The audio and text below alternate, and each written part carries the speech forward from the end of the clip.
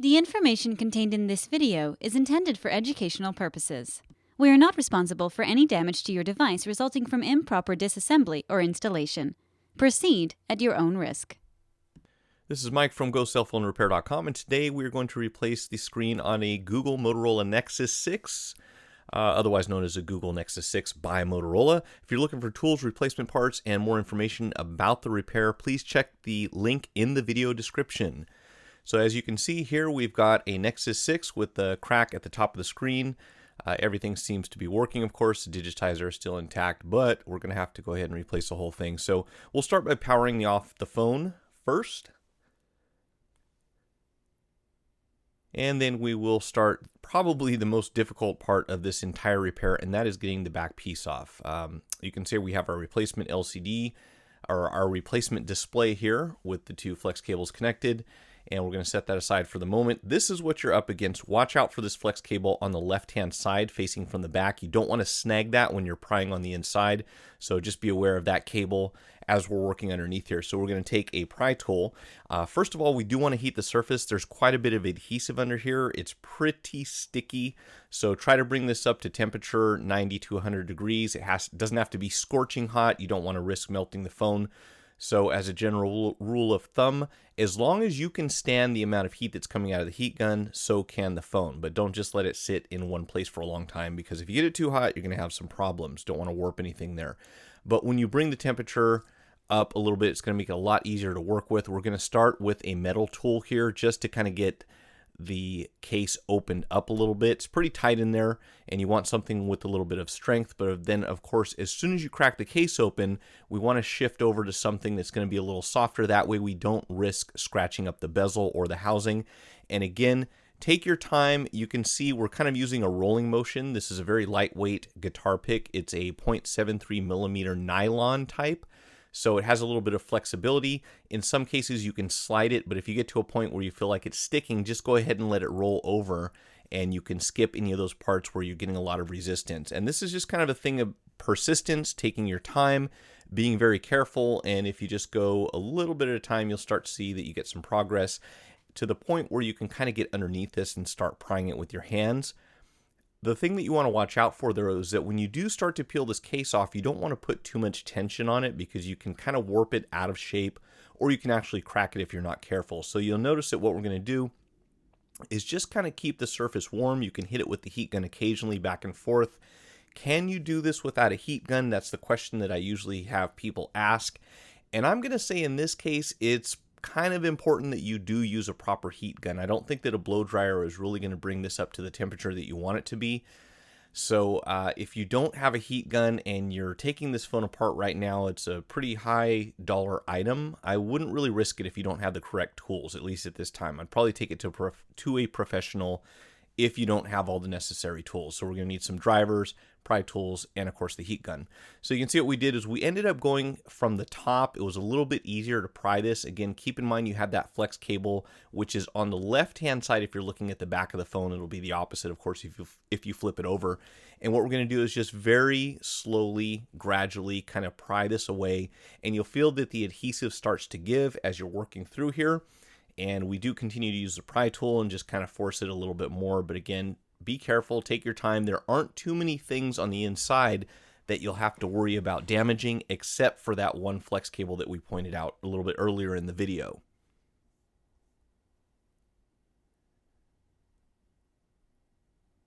This thing is really, really sticky. I just don't know what it is with Motorola. They love to put a lot of adhesive, and they love to put lots of screws inside of your phone, which you'll see here shortly once we get this back panel off. But this is really probably the toughest part. Again, please take your time. You can damage this if you're not careful. There are clips on the outside. There's adhesive underneath it. And it's just one of those things where the answer to how do you get this off is take your time, move very slowly, gradually. And you can see it's finally starting to come apart, kind of dragging some of the adhesive with it. We'll try to make it stick either to the panel or the inside, or cut it if we have to. But if we're lucky, we'll try to kind of get it off all in one piece. Again, if you're looking for tools, parts, and more information, please check the link in the video description. I get a lot of questions in the video comments that say, hey, where can I get the part for this? I have set up links so that you can buy the part and you can buy the tools. Okay, so we finally got this thing off of the back, and you can see it's just a very unusual design. Motorola kind of has their own way of doing things. It's not comparable to a lot of other phones that we work on, and they like to load this thing up with tons and tons and tons of screws, little rubber gaskets, all kinds of fun stuff that you get to take off. We're going to be using a T3 to remove the majority of, I'm pretty sure everything that's in here actually, but all these perimeter screws that are installed. We're going to have some little rubber gasket covers that go over the top with some flex cables. I would recommend that you use a plastic tool if possible. That's the safest way to pry these things off. And again, down here, plastic tool, always much better than metal. Of course, if you have a lot of experience and a high degree of skill, you can get by with using something metal, but I always do recommend that people use a softer tool so that you don't risk damaging that flat flexible cable connector or those pop connectors.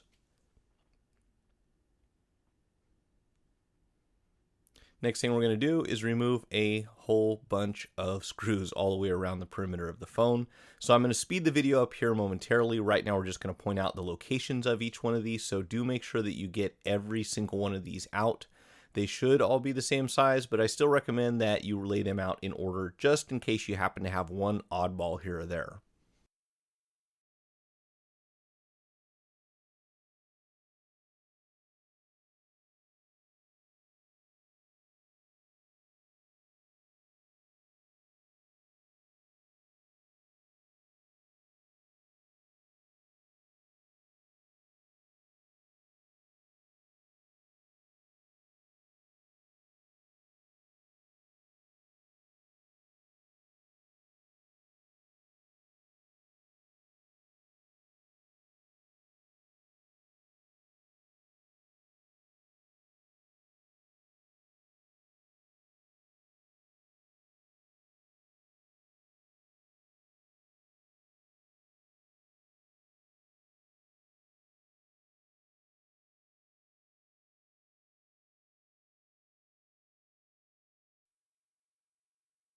I just don't understand why we have so many screws inside this phone.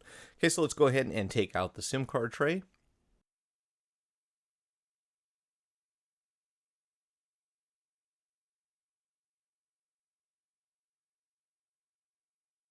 And you'll see now that the display actually starts to separate from the housing without too much effort. So you can go in here with your pry tool and just kind of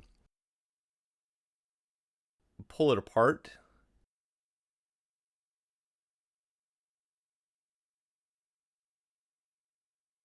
Make sure that you unplug this flex cable at the top.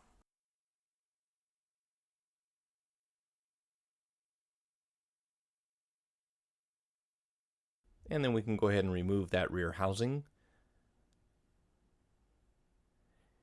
And the next thing we have to do is go ahead and remove the logic board.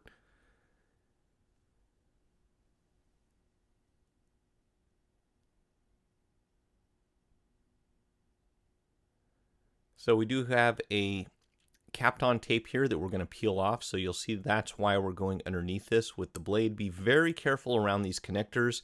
They are easy to damage, and we're just going to use this tool in order to peel the tape off. Once the tape is off, it will expose the connector itself. And then we have one over here on the right hand side as well. So I like to set that tape aside so we'll remember to put it back on when we do the reassembly. And we've got an FFC over here and one over here on the left. So what you want to kind of do is take the flat side of your pry tool so that you get as much surface area as you can at the same time when you open this up. You don't want to put a lot of stress on one single point along that connector. Once it's opened up, you can kind of take this cable and move it over to the left-hand side. That'll slide right out. And then we have this one over here that's just going to slide down. A little tricky to get to if you have a pair of nylon tweezers or ESD tweezers. Those work pretty well. Just make sure that you don't poke a hole in anything. And then we're going to go ahead and separate this piece here. There's a little bit of adhesive underneath, so you have to kind of get underneath there and peel it and move it upwards. And from there you have another little screw up here that needs to come out. And you'll see that part kind of comes out with it sometimes, so make sure you keep track of where that's going to go when we put the phone back together. And then the logic word will come out, but be careful of that flex cable on the right. You kind of have to maneuver around it so that it doesn't get snagged on the way out. And we can go ahead and lift that up and move it away. And then we just peel these cables back, and we get to probably the second most fun part of this project, and that is going to be removing the display from the frame. Now, of course, we're not too worried about this display because it's probably going to go into the e-waste section. But if you're trying to preserve the LCD, just in case, you might be able to get some sort of recycling for that. So you want to make sure not to damage these cables. It's always a good rule of thumb or a good practice habit to get into, not damaging anything else if you can help it. You have this funny little metal grate that we literally pry off from the back.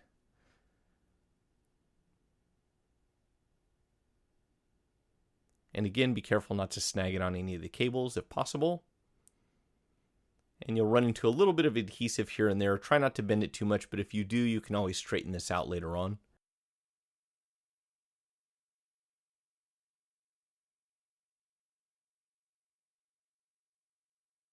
And you see it's kind of taped in there. It's just a weird way that they set up their phones.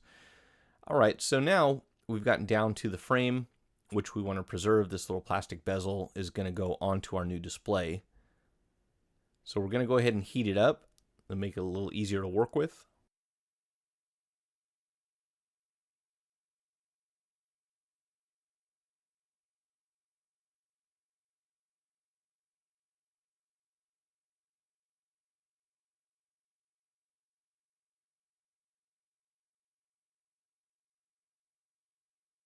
And now we're going to go in here with a pry tool and just very carefully separate this, just kind of going around the perimeter the same way that we did with the rear housing.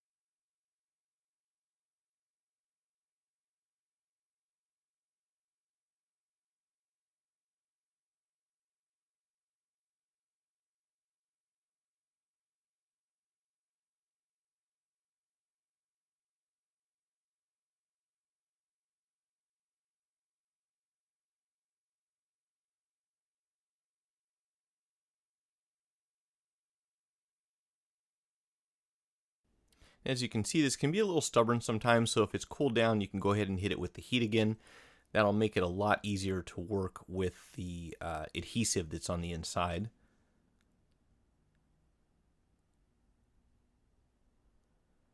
Just make sure you don't put too much stress on the frame. If you do, you crack it, and then technically we can get it to set back onto the display, but you're going to have that crack forever, so unless you order a new one. And I'm not sure that at this point they're even available. I'm sure eventually you'll be able to order this entire assembly with the outer frame included, but at the time that this video was produced, you had to just buy the display by itself. So this is kind of the extra step that hopefully you guys won't have to do by the time you watch this video. But again, as of today, and at the time the video was created, this is the way that we had to do it.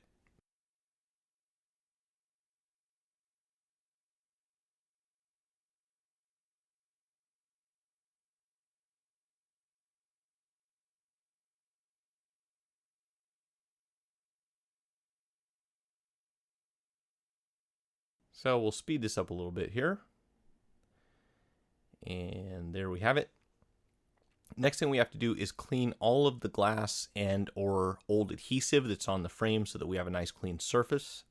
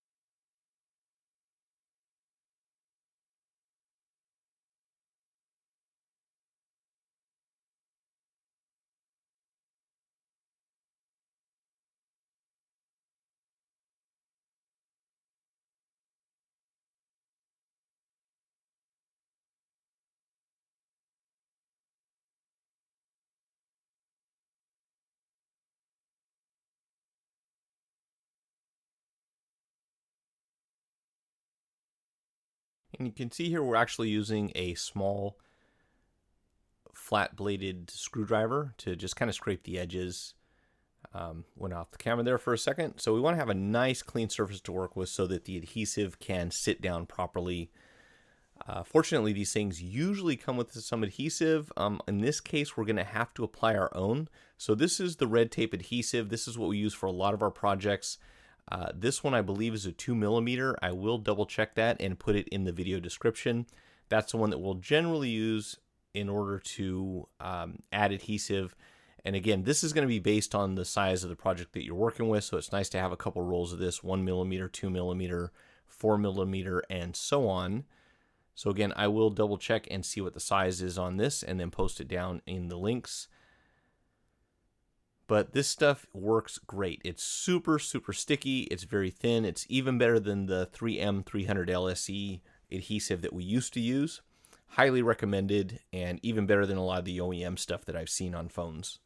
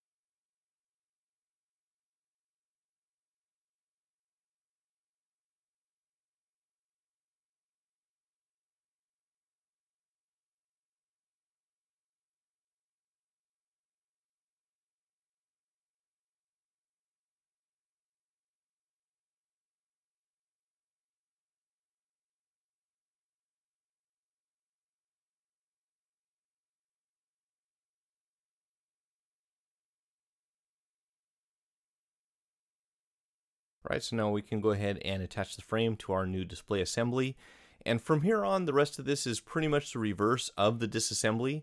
So I will leave you with the remainder of the video. If you have questions about it, please post them in the comment section below or follow the link in the video description where you can find all sorts of great resources for cell phone repair projects.